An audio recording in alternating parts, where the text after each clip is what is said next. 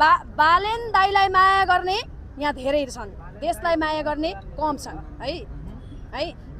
केपी सरकार हुँदाखेरि केपी बा किन भन्नुहुन्थ्यो? केपी सरकार हुँदा केपी बा किन भन्नुहुन्थ्यो? के हो दाइ होइन, उहाँ दाइ होइन, दाइ भन्नु पाइँदैन। बालेन शाह नाम काट्नु पाइँदैन।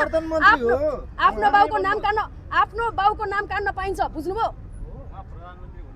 माननीय प्रधानमन्त्री होला भन्ने लागेको हिजोको बालेन दाइ हुनुहुन्थ्यो त, आज पनि बालेन दाइ, राज्यको प्रमुख हुनुहुन्छ। आज झन् जेनजीको बालेन दाइ, जेनजीको रगत टेकेर हैन, जेनजीको लास टेकेर आउनु भएको बालेन दाइ। बालेन दाइ सडकबाट बोलाउने हामी थियौँ, बालेन दाइ आउनुहोस्, बालेन दाइ त्यतिखेर लुकिहाल्नु भयो होइन। भोलि पर्सिपल्ट कुनकोले ककलले होइन, ककलले सुन्नु न होइन। आज यस्तो के भन्नुभयो तपाईँ होइन, अहिले क्यामेरा बोक्दै हुनुहुन्छ होइन, एकछिनपछि क्यामेरा बेगरेर यसरी हिँड्नुहुन्छ कि तपाईँ दुई खालको मान्छे हो? तर आज तपाईले राम्रो ड्रेस नजिस्किनुहोस् होला प्लिज, नजिस्किनुहोस् होला प्लिज। म यहाँ कुनै होइन फेसन सो गर्न आएको होइन, बुझ्नुभयो नि? नजिस्किनु होला हजुर। पैसा सरकारले के लाग्छ तपाईँलाई? सबै खुसी भएका छन्, नागरिकहरू यही न्यायको लागि आएछन्, उहाँहरूले न्याय पाउनुहुन्छ, सबै खुसी बालेन सरकार यस्तो आउनुहुन्छ। बालेन दाइलाई माया गर्ने यहाँ धेरै छन्, देशलाई माया गर्ने कम छन् है है।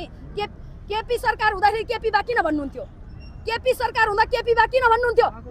के हो दाइ होइन, उहाँ दाइ होइन, दाइ भन्नु पाइँदैन। बालेन शाह नाम काट्नु पाइँदैन। आफ्नो बाउको नाम काट्न, आफ्नो बाउको नाम काट्न पाइन्छ, बुझ्नुभयो? माननीय प्रधानमन्त्री होला भन्ने लागेको हिजोको बालेन दाइ हुनुहुन्थ्यो त, आज पनि बालेन दाइ, राज्यको प्रमुख हुनुहुन्छ। आज झन् जेनजीको बालेन दाइ, जेनजीको रगत टेकेर हैन, जेनजीको लास टेकेर आउनु भएको बालेन दाइ। बालेन दाइ सडकबाट बोलाउने हामी थियौँ, बालेन दाइ आउनुहोस्, बालेन दाइ त्यतिखेर लुकिहाल्नु भयो होइन। भोलि पर्सिपल्ट कुनकोले ककलले होइन, ककलले सुन्नु न होइन। आज यस्तो के भन्नुभयो तपाईँ होइन, अहिले क्यामेरा बोक्दै हुनुहुन्छ होइन, एकछिनपछि क्यामेरा बेगरेर यसरी हिँड्नुहुन्छ कि तपाईँ दुई खालको मान्छे हो?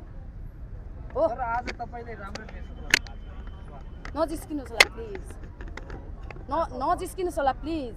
म यहाँ कुनै होइन फेसन सो गर्न आएको होइन, बुझ्नुभयो नि? नजिस्किनु होला हजुर। पैसा भन्न मिल्छ कि मिल्दैन? दाइ भन्न मिल्छ के भन्नुभयो हजुर? हर्कत दाइ भन्न मिल्छ नि?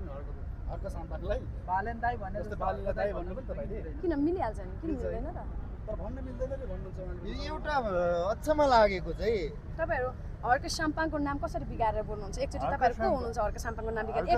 एकचोटि उच्चारण गर्नुहोस् त, म क्यामेरा निकाल्छु। म चाहिँ कस्तो राम्रो सोच क्या है, हर्क साम्पाङको नाम बिगार्ने होइन।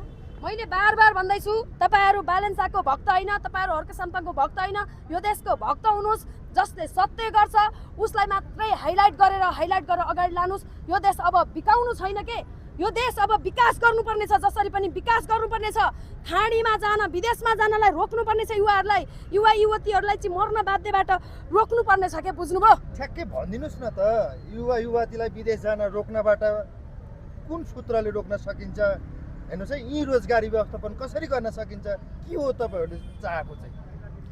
नागरिकहरू त चाहिँ यहाँ लाखौँ पुँजीपति मान्छेहरू विदेश गइरहेका छन्, म सानो कुरा नागरिकहरूलाई कसरी रोक्ने हो? हुन्छ, तपाईँले ठुलो कुरा सोधे जस्तो लाग्यो होला होइन, ठुलो कुरा सोधे जस्तो। म सानो कुरा भन्छु, म सानो कुरा सोध्छु जुन होइन, बेरोजगारी नेपालीलाई रोजगारतिर धकेल्नको निमित्त हर्क साम्पाङले आफू मुद्दा खाइ फ्याक्ट्रीहरू खोलेर होइन, त्यो फ्याक्ट्रीहरूमा चाहिँ कति धेरैजनालाई चाहिँ रोजगार दिनुभएको छ।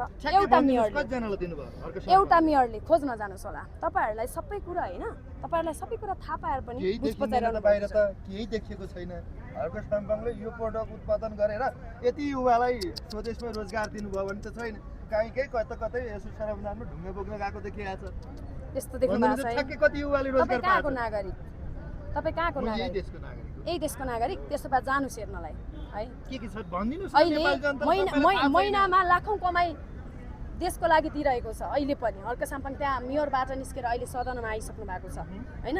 र पनि हर्क साम्पाङले श्रमदानबाट, राज्य कोषबाट 1 रुपियाँ नलाइकन बनाएको पार्कहरूबाट लाखौँ पैसा राज्यको लागि आइरहेको छ। तपाईँलाई म ठुलो कुरा गर्दिनँ कि है, त्यो कुराहरू तपाईँले ल्याउनु किन सक्नुहुन्न? किन हेपेर उफ्री उफ्री दाँत देखाइ सोध्नुहुन्छ? छैन के खोल्ने पछि बोल्ने हो, छैन। अहिले हामी मात्र पीडाको कुरा गरिरहेको छौँ। पीडा नदिनुहोस्। यो देशको लागि चाहिँ बेच्नको आजको आज निर्णय किन यत्रो ठुल्ठुलो गरिदिनुहुन्छ त? अनि तपाईँले यो बालेन सरकारलाई चाहिँ किन खेद्दो खनेको भन्नुहोस् त? हजुर, खेद्दो खनिराख्नु भएको छ बालेन सरकारको तपाईँले। कहिले पनि हामी खेदो खन्दैनौँ, तर हामी नि राष्ट्रघाती नेताहरूलाई खुलेर विरोध गर्छौँ। कसरी राष्ट्रघाती यो देश बेच्न पाउँदैन, राष्ट्रघाती कसरी भयो? यो देश बेच्न पाउँदैन, बुझ्नुभयो नि? कहाँ बेचेछ त देश? अब तपाईँहरू कालापानी होइन, लिपुलेख र कुइनाटोमा रहेको हाम्रो काली नदीको मुहानसम्म सुन्नु महाकालीको मुहानसम्म नेपालको भूभाग हो भनेर भनिरहेको छ होइन? त्यो हामीले देखिरहेको छ प्रमाण। सुन्नु हो, त्यो हो यो समस्या। तपाईँ एन्सर दिनलाई दिनुहुन्छ कि दिनुहुन्न? तपाईँ क्वेसन गर्ने तपाईँ एक्लै क्वेसन गर्नुहोस् न। तपाईँ फुर्की लिम्पी अधुरा हाम्रो देशको नेपालको जिस्केर मसँग जिस्केर प्लिज नबोल्नुहोस् होला है। मसँग जिस्क्यो भने मेरो बाउ पनि म राख्दिनँ नि फेरि। जिस्किने त यहाँ कारण छैन, याद गर्नुहोस् होला।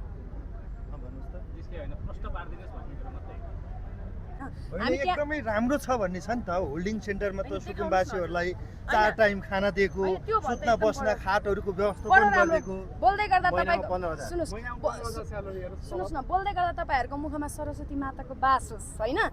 यदि तपाईँहरूले झुट बोलेको छैन भने तपाईँहरूको जिब्रो किरा परेर झरोस्। यो तपाईँहरूलाई बुझ्नुभयो नि? तपाईँहरूले नि गरिबलाई हेपेर यति धेरै तपाईँहरूले पेल्नुहुन्छ भने, तपाईँले यदि सत्य बोलेको छ भने तपाईँको मुखमा सरस्वती माताको बास होस्, होइन भने तपाईँहरूको जिब्रो किरा परेर मरोस्, किरा परेर झरोस् भन्न चाहन्छु। त्यति नै तपाईँले यति धेरै।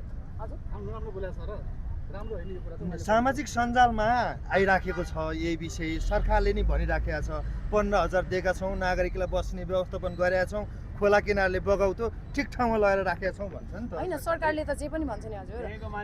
उता माथिको पहाड छ नि, पहाड होइन, त्यो पहाडमा गएर होइन बिफोर गरेर माइती घरमा आएर आफ्टर गरेर वाह बालेन सरकार वाह गर्छ क्या हजुर। अहिलेको त्यो तपाईँहरूले नि त्यस्तो बनाइदिनुहुन्छ क्या। त्यसो हो नि यो सरकारले गरिबहरूको अन्त्य गर्न लागेको हो त, सुकुम्बासी मजदुर किसानहरूको अन्त्य गर्न लागेको हो भन्ने छनक छ नि त सरकारको। तपाईँहरू पत्रकारको चाहिँ पत्रकार देशको कुन अङ्गमा हुनुहुन्थ्यो पहिला याद छ? होइन, पहिला चाहिँ कुन अङ्गमा हुनुहुन्थ्यो थाहा छ? कुन अङ्ग हो? पत्रकारहरूले सत्य तथ्य सुन्नुहोस् न, पत्रकारले सत्य तथ्य बाहिर लिएको छ। पत्रकारहरूलाई यो सरकारले पनि हाम्रो लाग्छ मैले भन्नु खोजेको पत्रकारहरूको नि सही न्याय दिएको छैन सरकारले। के भन्नुहुन्छ पत्रकारहरूको पक्षमा? के भन्नुहुन्छ? हामी त बोल्न चाहन्छौँ नि राम्रो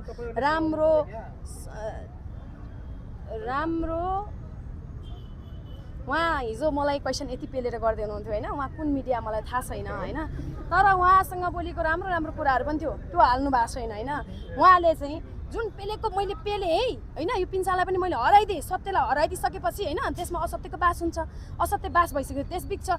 अनि हार्ने र जित्नेको भन्दा पनि सत्य कुरा होइन, नेपाली जनताले न्याय पाउने कुरा गर्नु पर्यो क्या। हार्ने र जित्नेको प्रश्न एकचोटि यहाँदेखि यहाँसम्म बस्नु भएको मान्छेहरूलाई एकजनालाई न्याय दिलाएर देख्नुहोस् त, हेराउनुहोस् त हजुर। सक्नुहुन्छ? सबैको ठिकठाक बनाउने भनेको छ नि त। होइन, भन्नेको कुरा होइन।